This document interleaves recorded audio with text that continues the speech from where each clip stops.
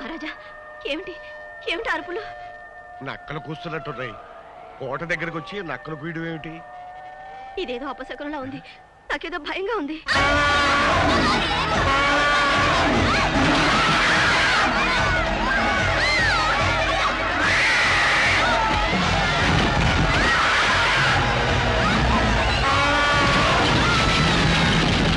ఏమిటి అకృత్యం మంత్రి గారు? ఎన్నడూ లేనిది పట్టపటేరికి ఇలా విజృంభించింది. రాత్రి ఉన్నట్టుండి నక్కల కూతలు. అదే అపశకునుని భయపడుతూ ఉంటే ఈ ఏనుగులా విధ్వంసం చేసింది. నీవన్నీ మూఢనమ్మకాలక్క.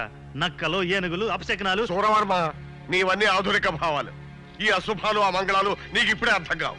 సర్లేండి, దీని ఫలితం ఎలా ఉంటుందో ఏమోనని నేను భయపడుతూ ఉంటే. ఏం భయం లేదు మహారాణి. దేవాలయాల్లో అర్చనలు పూజలు జరిపిస్తే ఈ అపశకునాలు అవే తొలగిపోతాయి. జరిపించండి. అన్ని దేవాలయాల్లోనూ పూజలు చేయించండి, యజ్ఞయాగాదులు నిర్వహించండి. అలాగే మహారాజా.